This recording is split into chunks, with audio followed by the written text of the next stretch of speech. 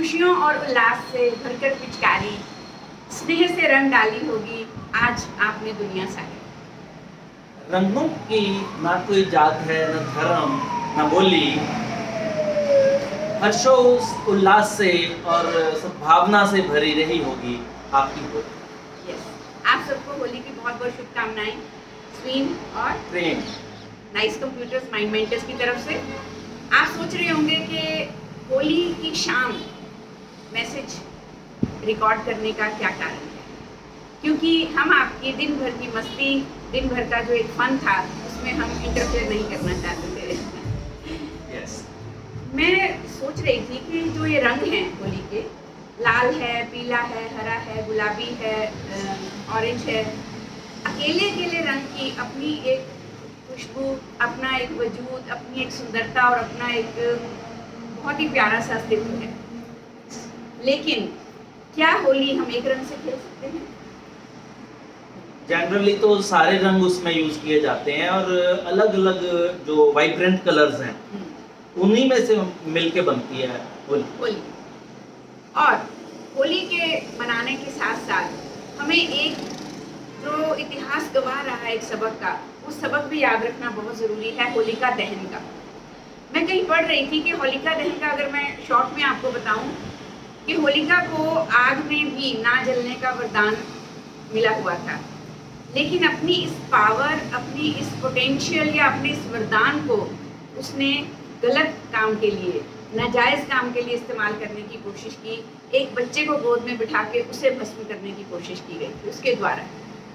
तो इससे हमें ये सबक नहीं मिलता आज तक भी कि अगर हम अपनी किसी भी तरह की पावर को, अपनी ताकत को, अपनी हिम्मत को, अपनी पोटेंशियल को या अच्छाई को भी मैं कह सकती हूँ, किसी गलत सोर्स के लिए इस्तेमाल करते हैं, किसी गलत मकसद के लिए इस्तेमाल करते हैं, तो हमारी तबाही मुमकिन है और लिखी होती है तबाही। ये आज भी हम कलयुग में भी देख रहे हैं। बिल्कुल बिल्कुल, वो तो अटल सत्य है और ये बहुत सारी चीज़ें तो ऐसी हैं जो हमें हमेशा से ट्रू रही हैं, यूनिवर्सल प्रिंसिपल्स रहे हैं। ये तब भी ट्रू थे और हर एक युग में ट्रू रहे हैं और आज के डेट में भी वो उतना ही सत्य है।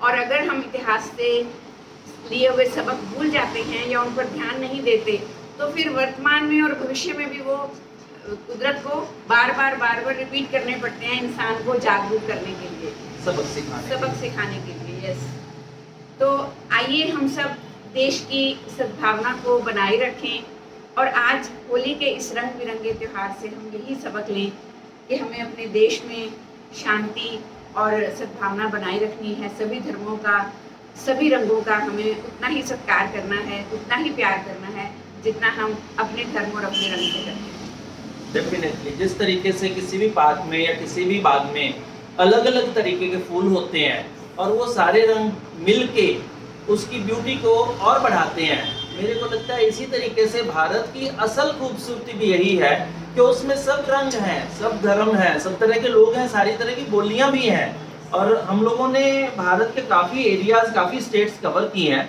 और हमें तो सब कुछ ही बहुत अच्छा लगा। हर एक तरह से, चाहे बोली समझ भी नहीं आती, फिर भी भाव से भी हम लोग वो एक दूसरे के साथ इंटरेक्ट कर पाते हैं। सो यही खूबसूरती है भारत की।